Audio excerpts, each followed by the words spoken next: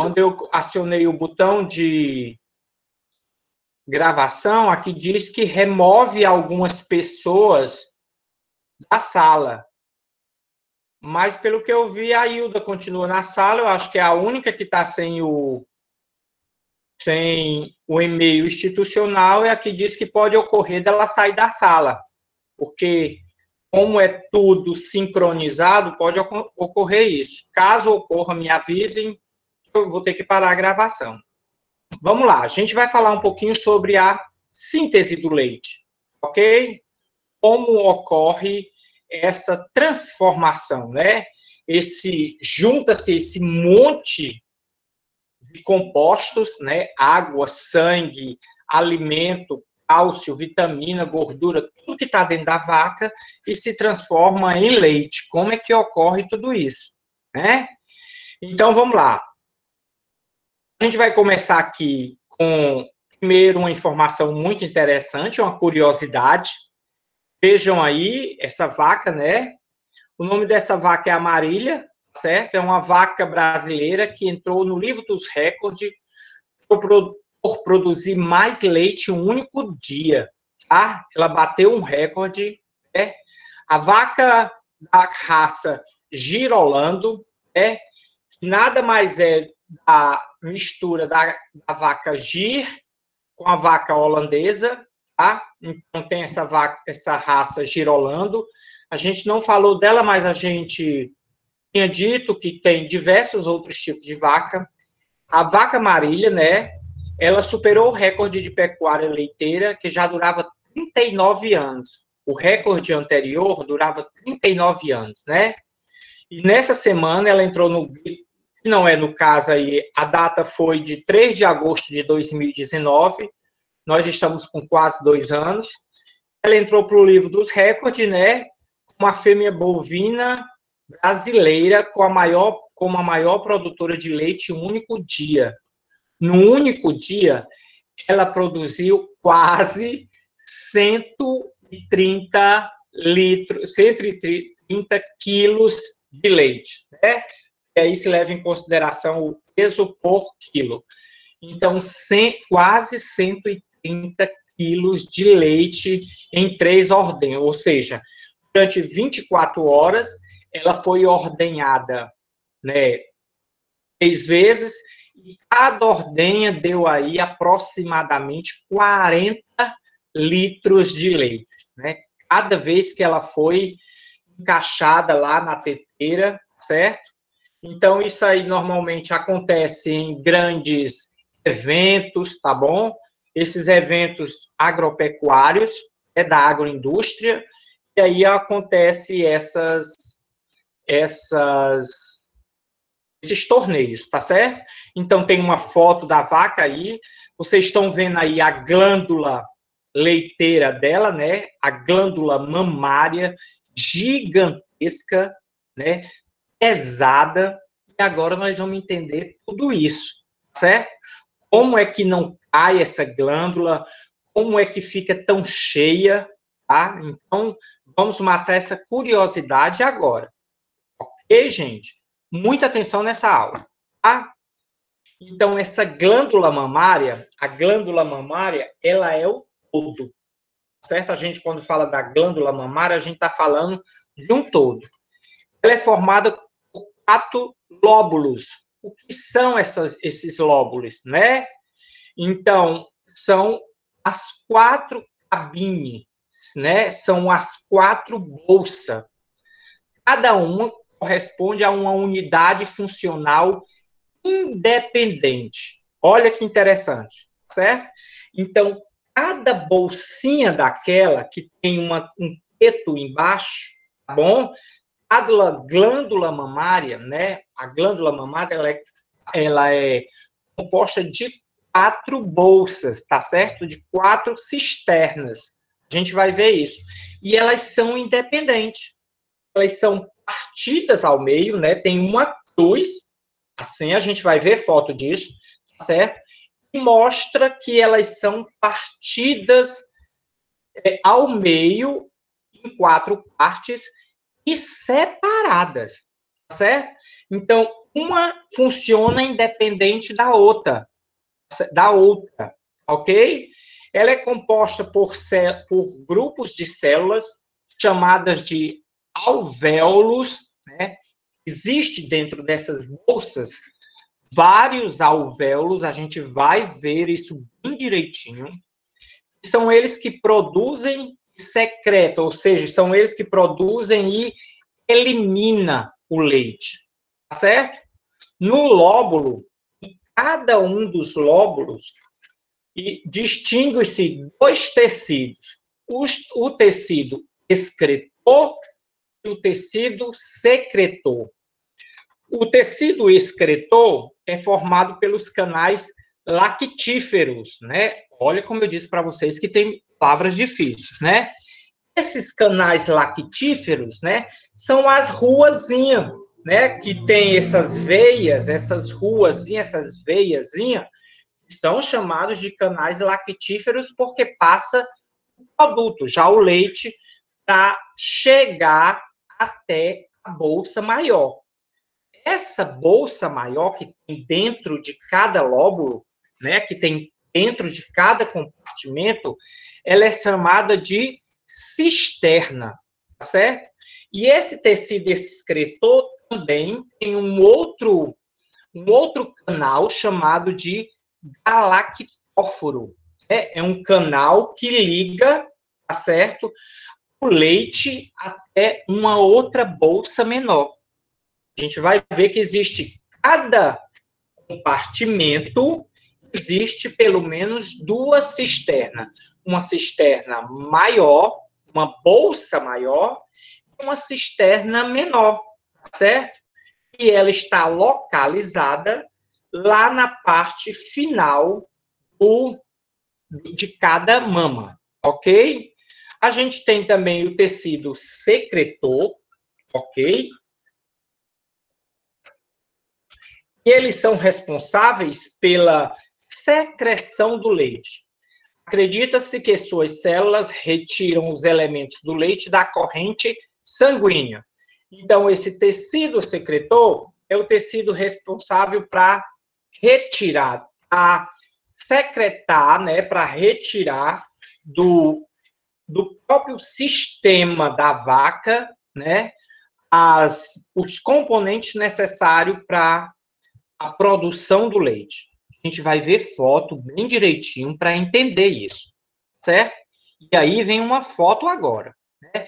Fiquem atentos a essas ilustrações, para que vocês possam entender, certo? Bem direitinho. Apresenta 4 glândulas mamárias individuais chamados de quartos mamários.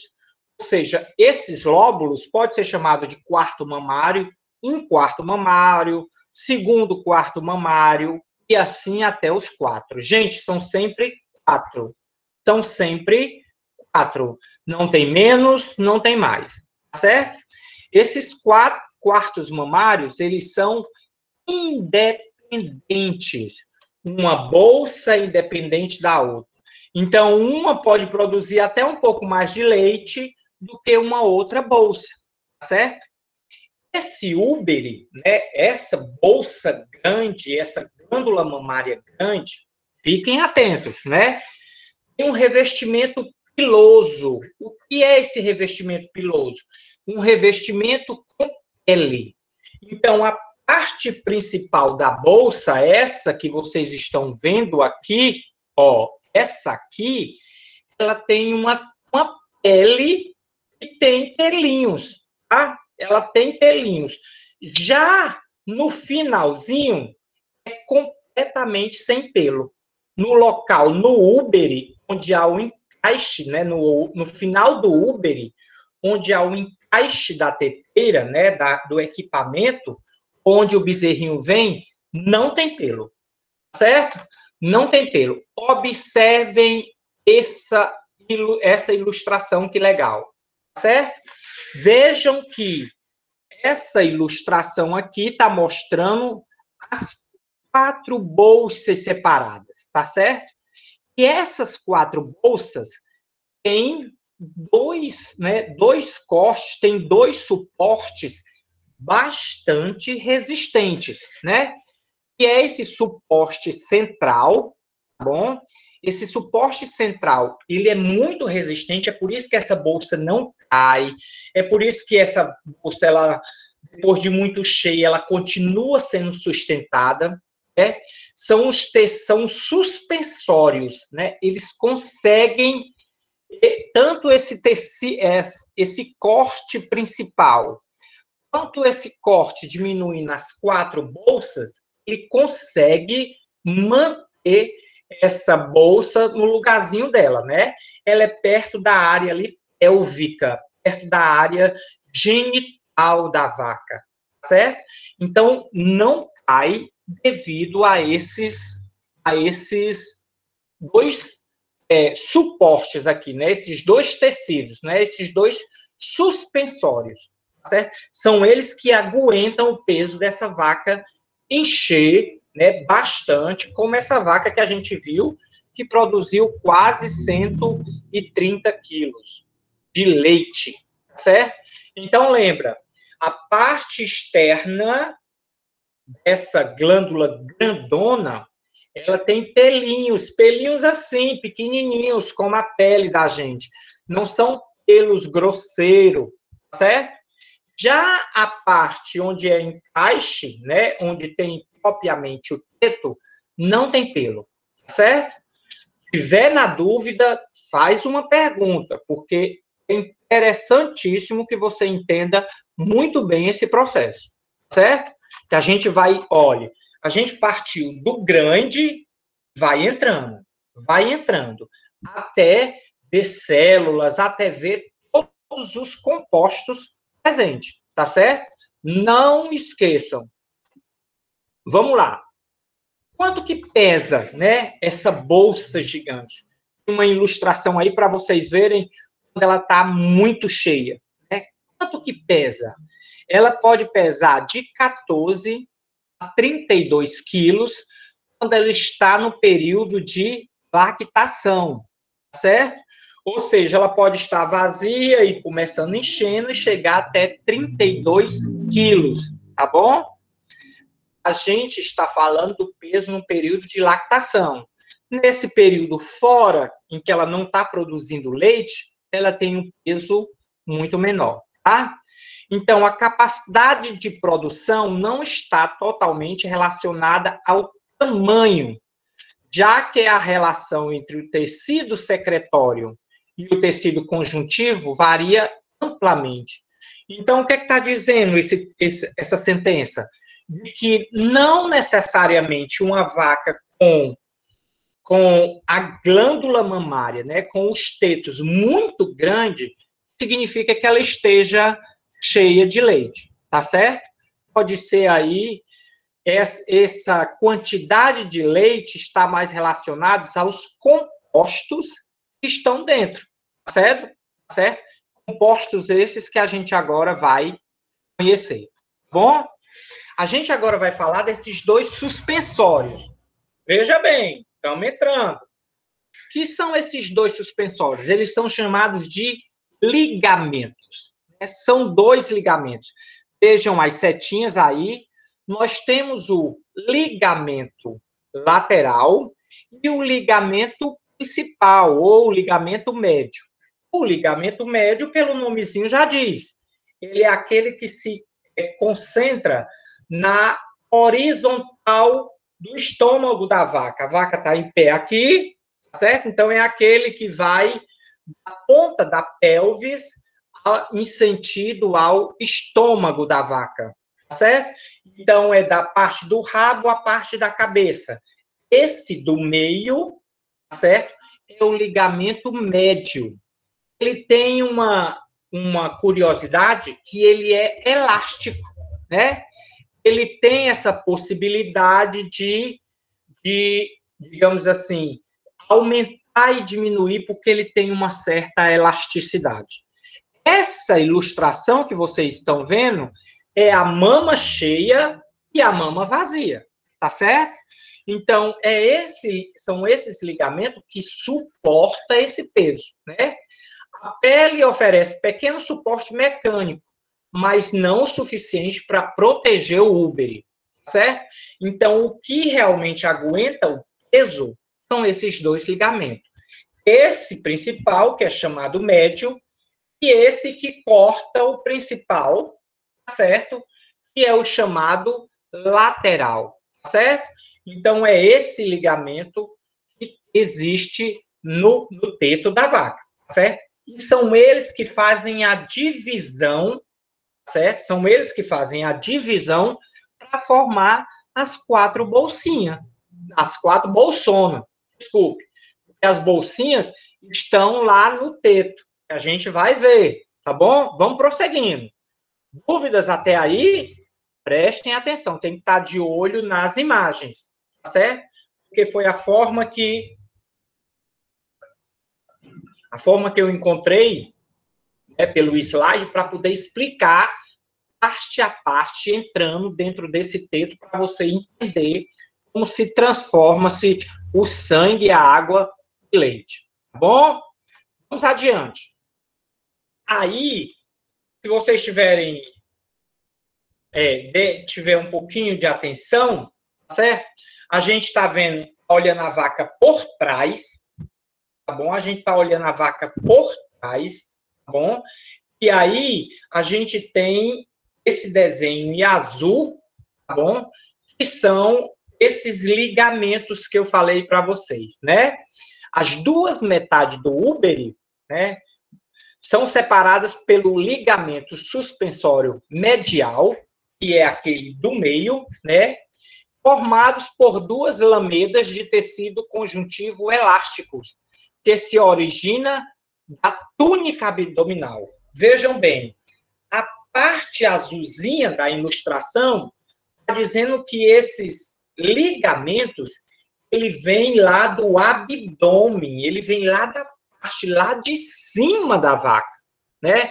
Já encostado aos ossos, já encostados aos tecidos do abdômen, vem descendo lá de cima, e aí ele vai até lá embaixo, originando esse ligamento suspensório lateral e o ligamento suspensório mediano, né, medial ou médio, certo?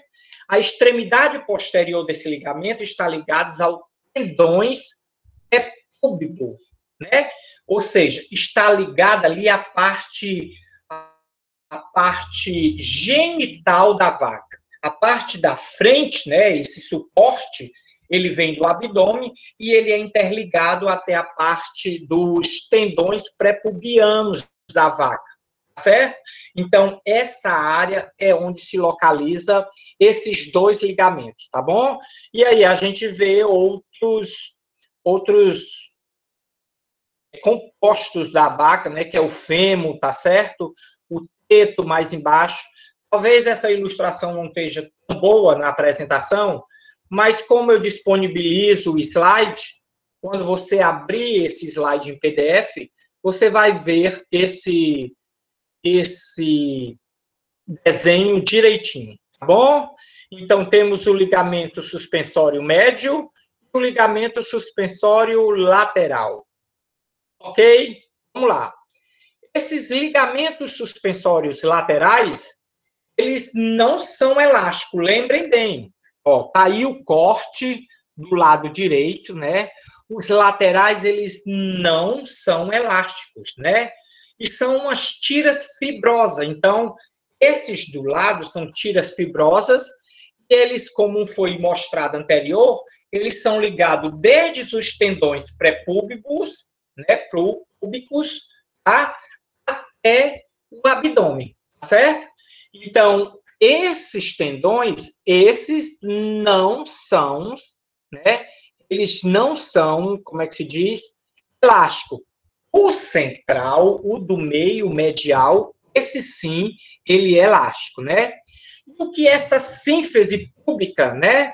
É uma articulação semimóvel que une o pubis, formando a bacia, é composta pelo sacro, pelo cóccix, né, e dois ossos do quadril.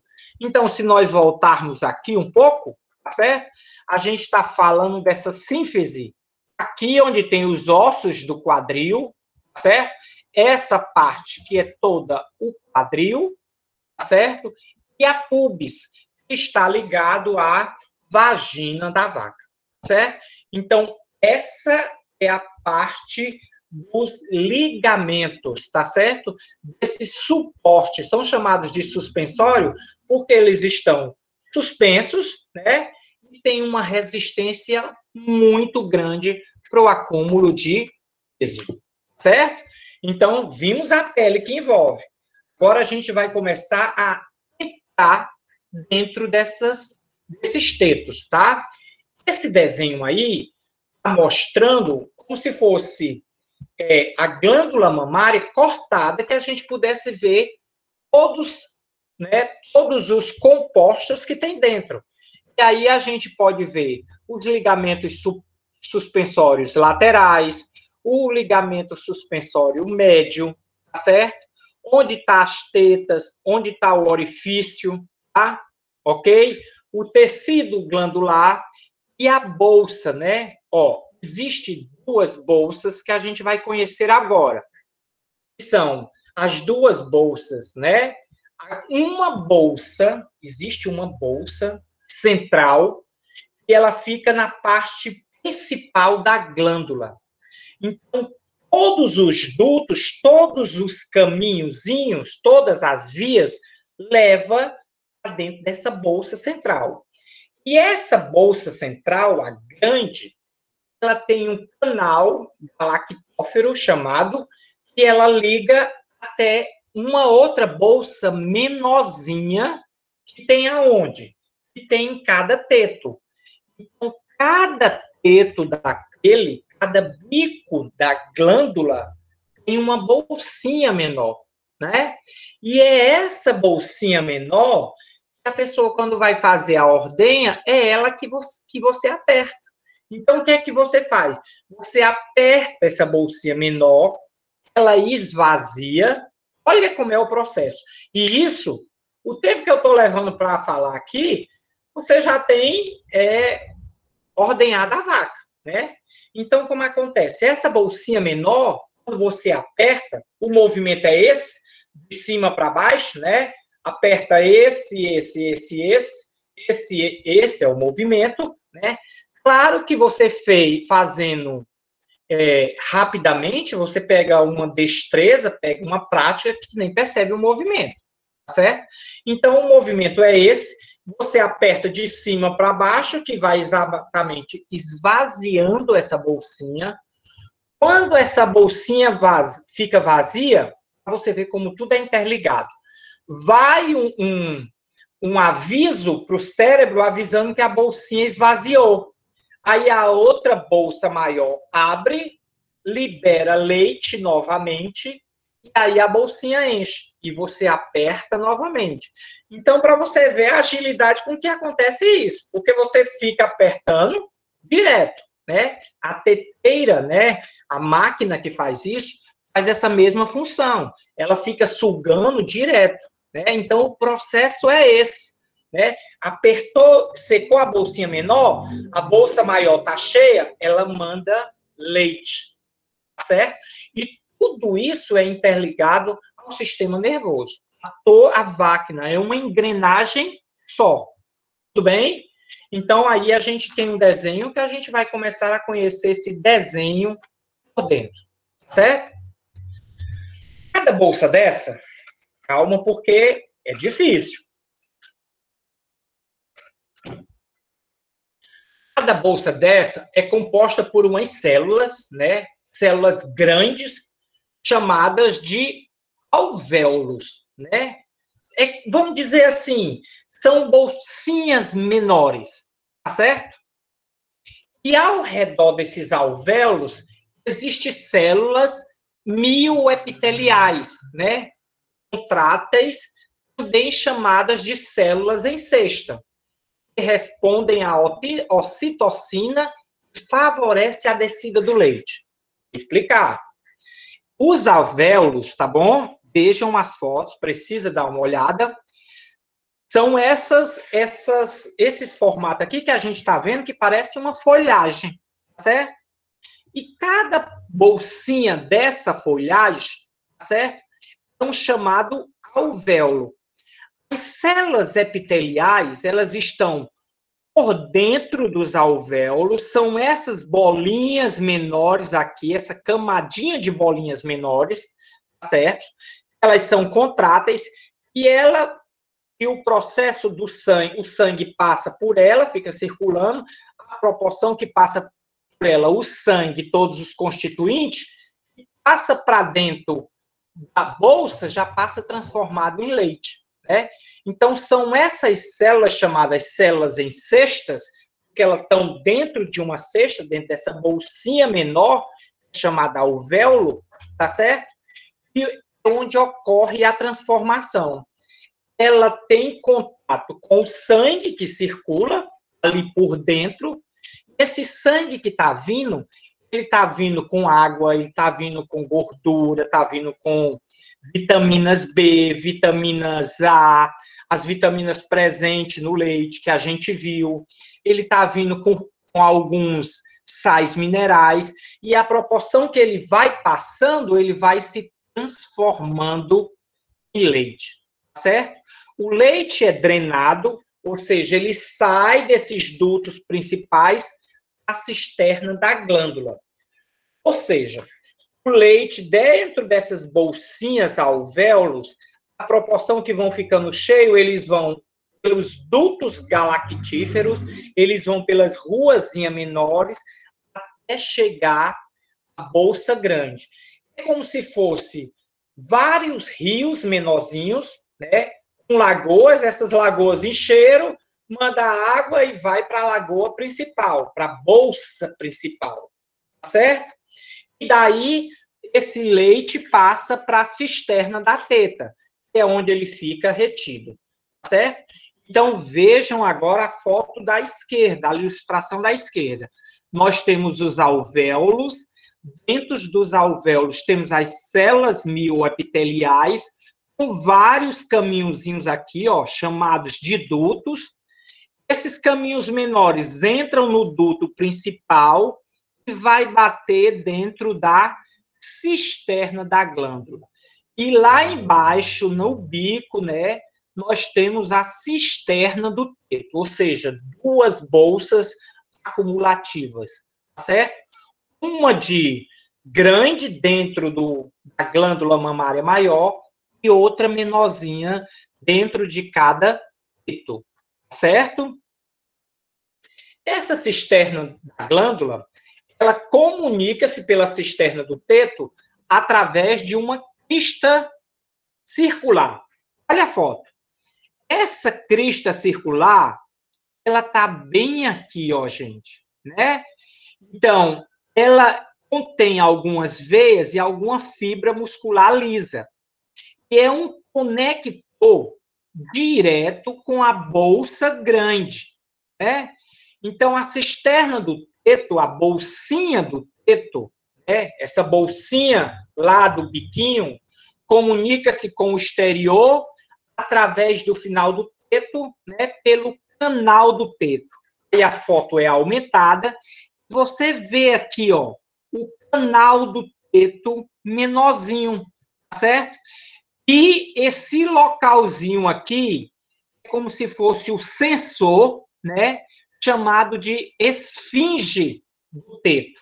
É o começo do canal que vai expor esse leite. Então, é uma engrenagem toda, certo? Toda conectada, inclusive ao cérebro, né? Inclusive ao sistema nervoso. Então, vocês veem aqui o alvéolo grande, né? O alvéolo é essa foto. Ele está ligado aos dutos, às vias secundárias, e se liga à via principal, que vai bater lá na bolsa grande. Essa bolsa grande é chamada de cisterna da glândula, tá certo? Ou a bolsa maior onde está na glândula, certo? Aí a foto já maior da cisterna do teto, que é onde tem o biquinho, tá bom? A estrutura primária responsável pela retenção do leite é essa esfinge muscular que rodeia o canal do teto. Então, ao redor do orifício final, tem um canalzinho. Esse canalzinho, na parte superior, tem uns músculozinhos, certo? Uns músculozinhos chamados de esfinge muscular. É essa esfinge muscular que trabalha para poder eliminar, para sair o leite. É por isso que se a vaca for maltratada, né, esse músculo ele se retrai, então ela não libera o leite, né? Ela é um termo que se chama, muito conhecido, que a vaca escondeu o leite, ela esconde o leite. Então, por isso, a grande preocupação dos produtores em agradar a vaca, em deixá-la descansada, deixá-la confortável, porque senão ela pode realmente reduzir a produção, certo? Irradiando-se por cima, existe uma estrutura conhecida como roseta de Vandenberg, formada de 7 a 8 dobras de camadas de epitélio e tecido conjuntivo subcutâneo ou subjacente, certo? Essa roseta, ela fica bem na parte final do orifício, certo? Então, toda essa estrutura, ela se agrega, ela trabalha conjuntamente, tá bom? Então, aqui nós temos uma foto, tá? Para que a gente possa entender tudo que foi falado até agora. Veja bem, ó, aqui embaixo nós temos o formato da glândula, vendo? Aqui é uma glândula. Aí, subindo aqui, nós temos o alvéolos, né? Aquelas bolsinhas que estão em contato com o sangue.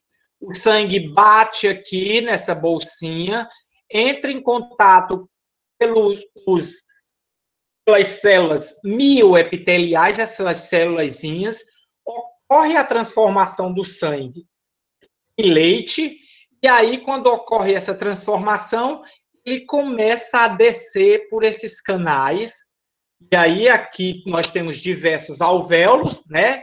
Onde tem cada pontinha dessa cortada tem um alvéolo, tá bom? Aqui deixou só um para poder você entender como é que ocorre, tá bom? Então, esse leite, ele vem descendo por esses canais até chegar à bolsa grande. Essa bolsa grande, ela se comunica com uma bolsa menor, né? Aquele cristal que a gente chama um anel que tem aqui, certo? E aí ela entra para essa bolsa menor chamada de cisterna do teto, e aí depois ela acaba saindo por esse canal do teto, né? Tá certo? Lembrando que essas ruazinhas, essas vias, são chamadas de canais galactóferos, certo? Então, essa mistura de compostos passando no sangue, quando ela vai entrando em contato com os alvéolos, é como se os alvéolos, as células mioepiteliais dos alvéolos, fossem sugando, né, esse leite ou esse sangue para dentro, com água, com tudo, e vai ocorrendo a transformação, certo?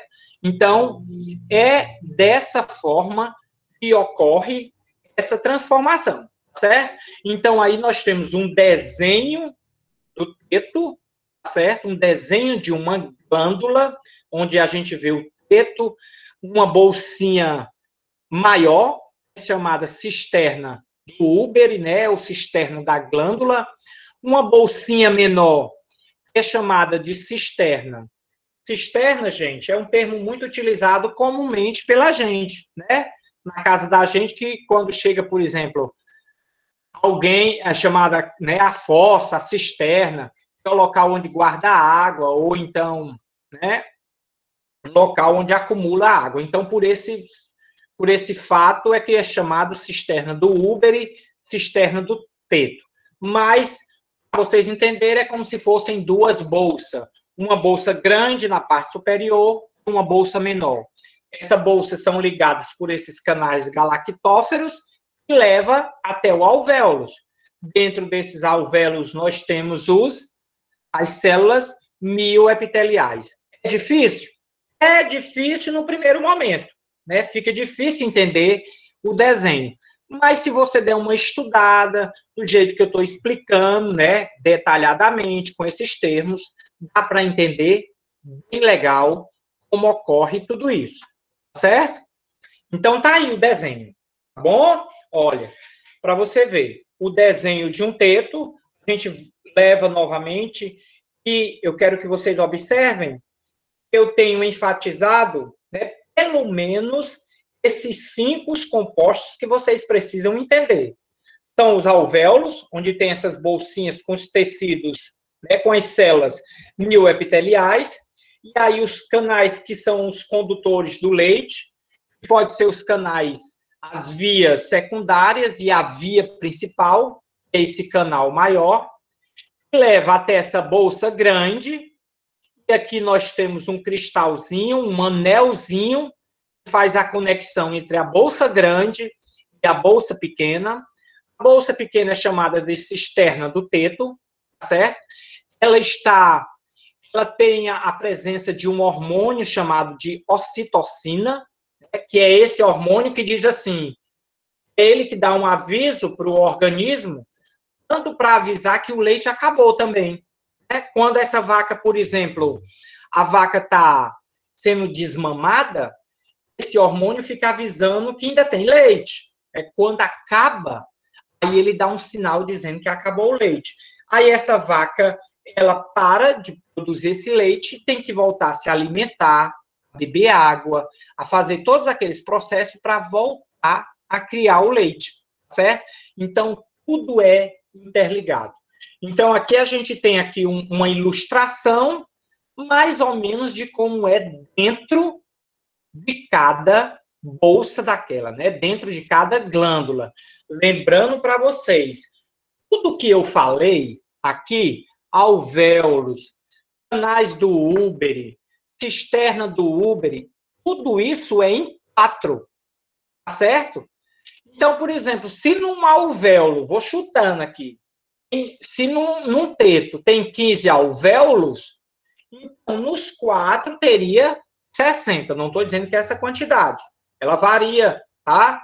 Então, dobrem sempre para 4. Tudo que eu expliquei até agora, eu expliquei de 1. Então, imagine que são 4. Né? Então, tem 4 cisternas do teto, ou seja, 4 bolsas pequenas, tem 4 bolsas grandes, uma em cada compartimento, certo?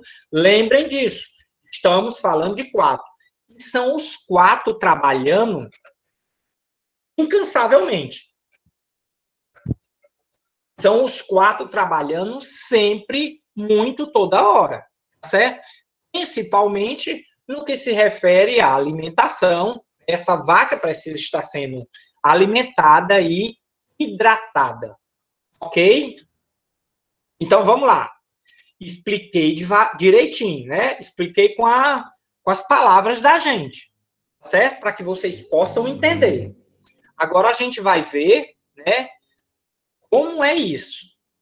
Eu vou explicar aqui, digamos assim, tecnicamente, tá bom? Então vamos lá. Dos alvéolos, vai se situando o que eu estou falando. Ó. Dos alvéolos, partem os pequenos canais que vão para os grandes dutos, ou seja, os menorzinhos vão para os dutos maiores, para o canal central, né? Chega a um canal, a um local receptor, a cisterna da glândula, e segue para a cisterna do teto, certo? Então, ou seja, a frase aí, a partir de agora, eu falando tecnicamente, você entende, tá? Repeti-la sem interrupções. Dos alvéolos, partem os pequenos canais, que vão para os grandes ductos, chega a um receptor maior e segue para a cisterna do teto. Dá para entender? Agora dá, né? Agora eu entendi, certo? Então, tudo que foi falado, depois que eu destrinchei, depois que eu abri essa glândula mamária, pude explicar para vocês, certo? O leite recém-formado, ele desce para a cisterna do úbere, ou cisterna da glândula, aquela maior, tá bom? A secreção láctea, ela é máxima durante a ordenha. Então, é secretado, é saindo o leite enquanto está ocorrendo esse período de ordenha. Principalmente porque o teto é muito, como é que eu posso dizer? Esse teto, ele é muito macio, ele é muito delicado, ele é muito sensível, né? Então, ele deve ser muito bem lavado, ele deve ser muito bem cuidado, ele deve ser muito bem higienizado, porque senão tem hormônios ali, tem uma sensibilidade que faz com que essa vaca possa vir a esconder o leite. Então, sabe-se que não pode maltratar ou assustar esse animal, né? Porque aí ela pode suspender essa secreção láctea, ela pode deixar de liberar, que é chamado em termos, né, comumente de esconder o leite. Você conhece alguém que faça ordenha de vaca? Chega para essa pessoa e pergunta, né? O que é esconder o leite? Ela vai explicar direitinho para você, né? Como eu estou lhe explicando cientificamente. Certo? Vamos lá. O mecanismo de produção do leite. Tá bom? Veja bem, já expliquei tudo lá. Tá? Já expliquei todas essas glândulas. Após a ordenha, tá bom? Os alvéolos esvaziados, as células secretoras reiniciam o processo de produção do leite. Ou seja, existe um hormônio, esse hormônio se chama lactogênio, tá? E ele é liberado após cada ordenha, certo? O lactogênio, que é o hormônio, estimula as células mioepiteliais a secretar o leite, né? Então, esse hormônio ele é liberado e faz com que aquelas células mioepiteliais dentro do alvéolo, essas células aqui, liberem o leite, né? Ele é liberado a partir de transformações que estão dos constituintes dentro do sangue. Então, esse sangue vem cheio de constituinte, cheio de coisa dentro dele. Ele vem riquíssimo. Ele vem com o quê? Ele vem com ácidos graxos, que é gordura. Ele vem com glicose, que é carboidrato. Ele vem com aminoácidos, que são pequenas moléculas de proteína. Por que está tudo pequenininho, né? Os ácidos graxos são as menores moléculas de gordura. Aminoácido menor molécula de proteína. Por que está pequenininho? Por que está em cadeias peptídicas? Porque lembra, quando o alimento é absorvido pelo intestino, ele só recebe moléculas pequenininhas. Então, aí, nesse constituinte dentro do sangue, você não vai encontrar, por exemplo, lactose. Não vai. Por quê? Porque a lactose, ela é um disacarídeo, ela tem ela é uma molécula com duas outras moléculas, tá certo? Ela tem uma molécula de galactose e uma de glicose, então ela precisa ser quebrada. Então vai pro sangue as moléculas pequenininhas, as células pequenininhas, para poderem ser absorvidas, né? Então isso está passando na corrente sanguínea da vaca, né? E essa corrente sanguínea também está ali, perto dos alvéolos, tá? Então, toda hora está passando ali os constituintes do sangue, né? Água, sais minerais, tudo que eu falei. Glicose, ácido graxo, aminoácido, né? E aí, esses constituintes, eles são absorvidos pelas células, são transformados em componentes lácteos, né? Os constituintes do sangue são transformados em componente lácteos, certo? Um intenso fluxo sanguíneo é a condição para a alta produção secretora das glândulas mamárias. O que ele está dizendo? Está dizendo que esse sangue não pode parar de circular. Precisa de uma intensidade de sangue passando ali toda hora. Porque esse sangue vai passando e as células mioepiteliais vai tirando isso, né? vai tirando tudo isso, transforma esses constituintes sanguíneos em constituintes lácteos. Então, ela faz essa transformação, né? E o sangue vai passando e todas essas riquezas, essas células, elas vão absorvendo, né? Então, por isso que esse sangue precisa ficar correndo, circulando, né? Quanto é que ele circula? Ele circula pelo menos 30.000 litros de sangue. A vaca toma esses 30.000? Não. Nós estamos falando de uma intensidade do fluxo sanguíneo. Fica passando ali pelo menos 30.000 litros de sangue para essa vaca produzir exclusivamente 60 litros de leite. Ou seja, a cada 1 litro de leite é necessário circular 500 litros de sangue. Ou seja, a cada caixinha de leite daquela que a gente compra, não foram necessários passar por ali 500 litros de sangue. Ou seja, esse sangue passa lá, é retirado os constituintes, aí esse sangue sai como? Ele sai super pobre, né? Tudo foi deixado lá, ele sai super pobre. Então, o que é que eu faço para ele ficar rico de novo? Encho a vaca de comida, encho a vaca de água, né? Então, a vaca vai comendo e vai bebendo, e aí esse sangue vai pegando esses constituintes e vai enriquecendo para passar novamente pelos alvéolos, certo? Então, ou seja, por isso que a vaca precisa tanto de alimento, tá bom? Após o parto, ocorre rapidamente um desvio do fluxo sanguíneo do útero para as glândulas mamárias, certo? Até esta vaca parir, tá? Até esta vaca parir, não tem tanto, como é que eu posso dizer assim?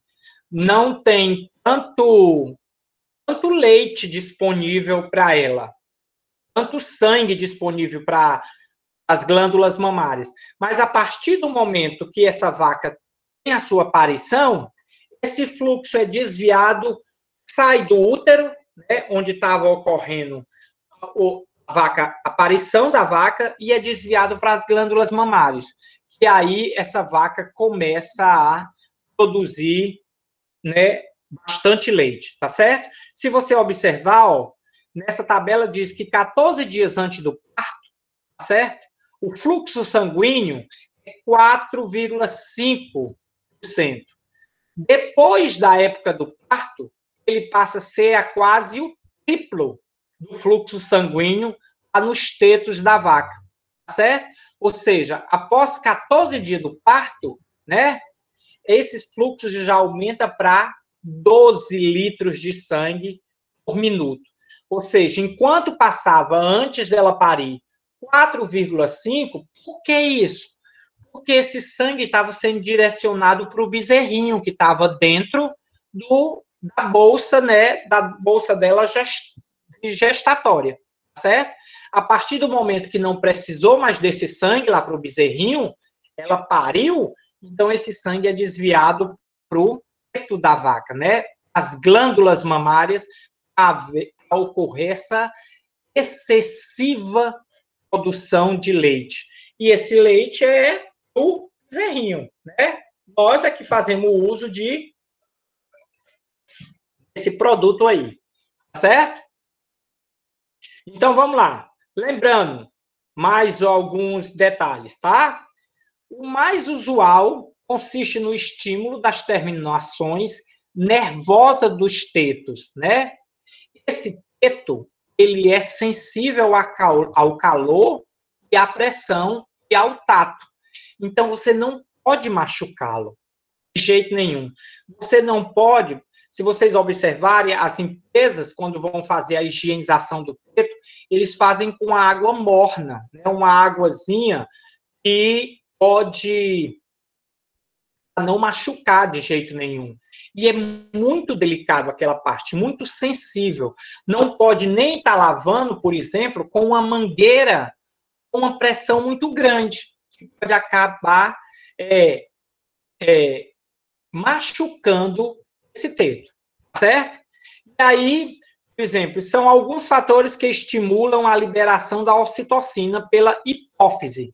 A hipófise está localizada no cérebro, né? E esse hormônio, ele é liberado, né? Ele é levado pelo sangue para o úbere, certo? Onde atua sobre as células mioepiteliais, rodeando os alvéolos, ocasionando a contração e a liberação do leite, certo? Então, ou seja, há necessidade de estimular essa citocina para que a gente possa ter uma maior produção dessa vaca. E quais são alguns fatores que isso são importantes? Então, fatores importantes, isso está marcado para a prova, com certeza. A rotina do ordenhador. O que é essa rotina da ordenha, né? A rotina da ordenha é porque as vacas, elas não são igual a gente, que nós somos aventureiras e queremos uma vida diferente uma da outra. A vaca, quanto mais rotineiro for, quanto mais cotidiano for, muito mais melhor para a vaca vai ser, tá bom? Então, ou seja, essa rotina de ser ordenhada o mesmo dia, de ser banhada o mesmo dia, ter o horário de almoço o mesmo dia, isso faz a liberação desse hormônio, que faz com que a vaca se sinta tranquila, se sinta relax, para ela poder liberar o leite, certo? Ruídos normais. O que são ruídos normais? São ruídos do cotidiano da vaca. Por exemplo, se a vaca, lá onde a vaca mora, passa eu gosto sempre de dar esse exemplo, passa um trilho lá e passa sempre um trem, né, apitando. Esse ruído assusta essa vaca? Não, porque está no cotidiano dela. É um ruído normal, então não vai apavorar. Ela está sempre ali, ela já conhece aquilo. Agora, se chega nós, alunos, né, professores, tudo perto da vaca, a olhar a vaca sendo ordenhada, pode acontecer dela parar de produzir o leite, ela esconder o leite, porque aquilo não faz parte da rotina dela. Aquele murmurinho dos alunos e professores é anormal para ela. Então, isso deve ser levado em consideração. Para vocês verem como elas são exigentes, né? O ideal é que ela tenha sempre o mesmo ordenhador, tá certo? Ou seja, seja sempre a mesma pessoa. E isso, Kaique, ela pode ficar tímida, envergonhada, é isso? E é interessante que seja sempre o mesmo cara, né? Porque ela tem afinidade, ela começa a criar afinidade por aquela pessoa, começa a sentir confiança. Então, é interessante manter sempre o mesmo ordenhador nesse processo. Algo interessante também, ela sentir o cheiro do alimento, tá? Isso faz ela liberar a ocitocina, dá vontade de ela comer, certo? Outra possibilidade é massagear esse úbere da vaca, né? Fazer uma leve massagem, que ele é sensível, então é como se fosse a sensação que ela está tendo do bezerrinho chegando, encaixando, né, a boca ali para fazer a sua ordenha, certo? E a lavagem com água morna, como eu já falei anteriormente, para liberar os poros, né, para ficar assim, ela ficar bem sensível, certo? Então, esses são alguns mecanismos utilizados, né, para poder aumentar a produção da vaca, tá bom? A gente são 14h30, a gente vai dar uma parada aqui, a gente depois vai falar sobre os compostos desse leite, certo? Que a gente já viu anteriormente, a gente vai ver esses compostos dentro do peito da vaca. É isso, eu espero que tenham entendido. Eu tinha pedido para não faltar essa aula, porque ela realmente é bem complicada, se você não prestar atenção, certo? Então é isso, gente, obrigado. A gente se encontra na próxima semana, certo? Próxima semana nós estaremos aqui dando continuidade à síntese do leite, tá? Mas já deu para vocês entenderem mais ou menos como é que ocorre toda essa transformação dentro do peito da vaca. Tchauzinho, Bom final de semana para vocês, tá? Cheiro. Libero até amanhã as notas de processamento de leite e derivado. Não foram tão boas como as notas de higiene e legislação.